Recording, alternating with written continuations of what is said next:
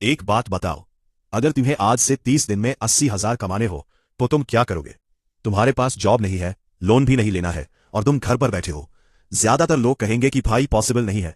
लेकिन एक आदमी ने 1930 में, जब पूरी दुनिया में ग्रेट डिप्रेशन था, लोगों के पास खाने के पैसे नहीं थे, अब एक किताब लिखी थी। उस किताब का नाम था $1,000 वेज टू मेक $1,000। और उस किताब में उसने एक ऐसी बात कही जो आज भी उतनी ही सच है कि पैसा कमाना कोई लक का खेल नहीं है। ये एक स्किल है और हर स्किल सीखी जा सकती है। आज इस वीडियो में मैं तुम्हें उस किताब के 6 ऐसे पावरफुल टेक्निक्स बताऊंगा जिनसे तुम समझोगे कि पैसा कैसे बनता है, आइडिया कहां से आता है और शुरुआत कैसे होती है।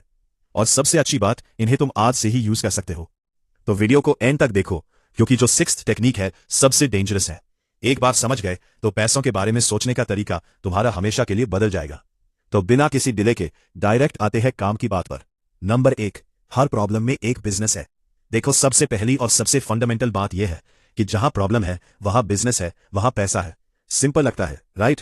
लेकिन हम लोग प्रॉब्लम देखते हैं और क्या करते हैं? कंप्लेन करते हैं। जबकि एक स्मार्ट इंसान प्रॉब्लम देखता है और पूछता है कि इसे कौन फिक्स करवाना चाहेगा और क्या वो उसके लिए पे करेगा। एग्जाम्पल के लिए, तुम्हारे मोहल्ले में हर दूसरे घर में बुजुर्ग है जिन्हें स्मार्टफोन यूज करना नहीं आता। उनके बच्चे बाहर हैं। अब ये एक प्रॉब्लम है और ये एक बिजनेस भी है। तुम हफ्ते में 2 घंटे जाकर उन्हें व्हाट्सएप, वीडियो कॉल, यूपीआई और एआई सिखाओ और मंथली 500 रुपए लो, यानी कि 10 घर से 5,000 रुपए बिना किसी इन्वेस्टमेंट के। रॉन्ग अप्रोच ये होगी कि यार इन लोगों को कुछ नहीं आता, खुद सीखते क्यों नहीं।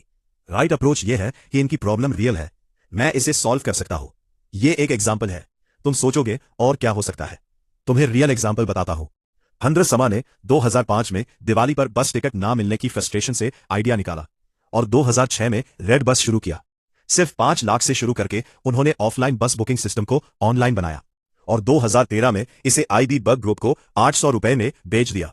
मैनेकर कहते हैं कि तुम्हें कोई नई चीज इन्वेंट नहीं करनी, बस ये देखो कि लोगों को क्या चाहिए और उन्हें कौन दे रहा है, और कोई नहीं दे रहा तो तुम दो। नंबर 2, पहले सेल करो बाद में बनाओ। अब ये वाली बात थोड़ी उल्टी लगेगी, लेकिन ये मोस्ट पावरफुल बिजनेस लेसन है। ज्यादातर लोग क्या करते हैं? 6 महीने प्रोडक्ट बनाने में लगाते हैं, फिर लॉन्च करते हैं, फिर पता चलता है कि भाई कोई खरीदना ही नहीं चाहता। टाइम भी गया, पैसा भी गया, एनर्जी भी गई। मैनेजर कहते हैं कि पहले पूछ लो फिर बनाओ। एग्जाम्पल के लिए मान लो कि तुम्हें कुकिंग आती है और तुम ऑफलाइन टिफिन सर्विस शुरू करना चाहते हो, तो पहले किचन सेटअप मत करो। पहले अपने 10 दोस्तों और पड़ोसियों को मैसेज करो कि भाई अगर मैं घर का खाना 100 रुपए में डेली डिलीवर करूं तो क्या तुम लोगे? अगर 5 लोगों ने भी हां कह दिया ना, तो बिजनेस शुरू हो गया। अब किचन रेडी करो। गलत तरीका यह है कि पहले प्रोडक्ट बनाओ फिर बेचने की कोशिश करो, फेल हो जाओगे। सही तरीका यह है कि पहले कस्टमर ढूंढो, उनसे कमिटमेंट लो और फिर डिलीवर करो। यही लॉजिक है जिस पर आज बड़े बड़े स्टार्टअप्स चलते हैं, और मिनाकर ने यह 1930 में लिख दिया था। सोचो। नंबर 3, एक्सपर्टीज बेचो, टाइम नहीं। यह टेक्निक थोड़ी फिलोसॉफिकल है, लेकिन ध्यान से सुनो। जब तुम कोई जॉब करते हो तो तुम क्या बेच रहे हो? अपना टाइम, और टाइम लिमिटेड है 24 घंटे, मतलब तुम्हारी अर्निंग की एक सीलिंग है। लेकिन जब तुम अपनी एक्सपर्टीज बेचते हो, अपना नॉलेज, अपने स्किल्स, तो वो टाइम से बाउंड नहीं होता। एग्जाम्पल के लिए, एक सीए है, अगर वो सैलरी पर काम करे तो महीने के 200 रुपए, लेकिन अगर वो 5 छोटे बिजनेसेस को पार्ट टाइम अकाउंटिंग एडवाइस दे और हर बिजनेस से 10,000 रुपए ले, तो वही 200 रुपए उसको मिलेंगे बिना फुल टाइम कमिटमेंट के। अब तुम सोच रहे हो कि भाई मेरी तो कोई एक्सपर्टीज नहीं है, तो भाई रुको जरा, सब्र करो। क्या तुम्हें एक्सेल आता है? कैनवा आता है? रील्स एडिट करना आते हैं? किसी सब्जेक्ट का अच्छा नॉलेज है? प्रैक्टिस लिखना आते हैं? इमेज और वीडियोस जनरेट करना आती है? तो यही तुम्हारी एक्सपर्टीज है। किसी को यह नहीं आता जो तुम्हें आता है। कई लोग होंगे जिन्हें वो नहीं आता जो तुम्हें आता है। मीनाकार एक बात कहते हैं जो मुझे बहुत पसंद है, तुम जो जानते हो वो किसी और के लिए बहुत वैल्यूएबल है, उसे बस पैकेज करके बेचना सीखो। नंबर 4, रिपीट बिजनेस का जादू। अब जो अगली टेक्निक है ये सबसे अंडररेटेड है।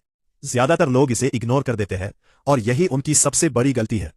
मीनाकार कहते हैं, एक नया कस्टमर ढूंढने में जितनी एनर्जी लगती है, उससे 5 गुना कम एनर्जी में तुम एक पुराने कस्टमर को दोबारा बेच सकते हो।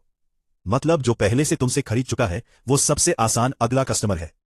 एग्जाम्पल के लिए, मान लो कि तुमने किसी के घर की पेंटिंग की, जॉब डन, पैसे लिए चले गए।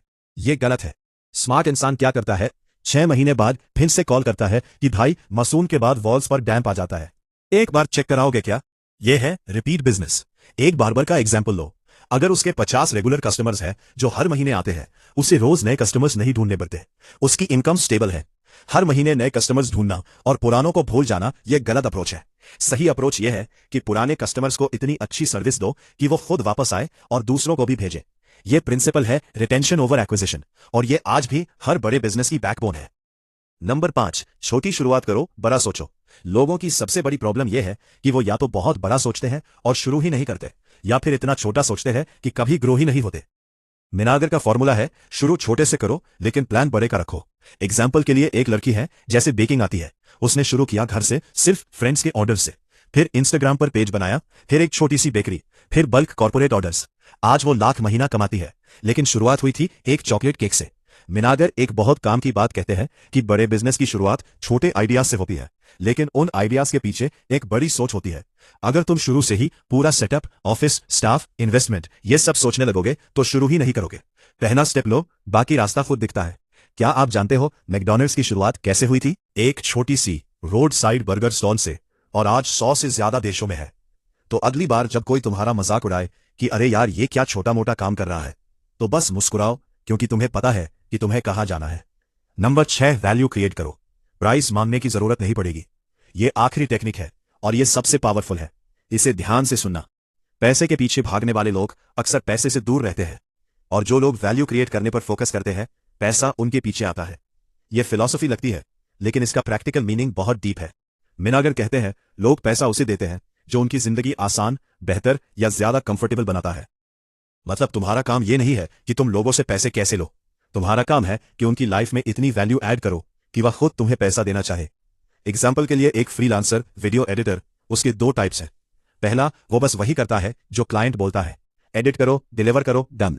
दूसरा, जो एडिट करने के साथ साथ ये भी बताता है कि भाई इस वीडियो की थंबनेल ये होनी चाहिए, और ये रील 15 सेकंड के बजाय 30 सेकंड में ज्यादा परफॉर्म करेगी। अब बताओ कौन ज्यादा अर्न करेगा? दूसरा, क्योंकि वो सिर्फ सर्विस नहीं दे रहा, वो वैल्यू दे रहा है। एक और एग्जाम्पल लेते हैं। 2 दुकानदार 2 तरह के हैं।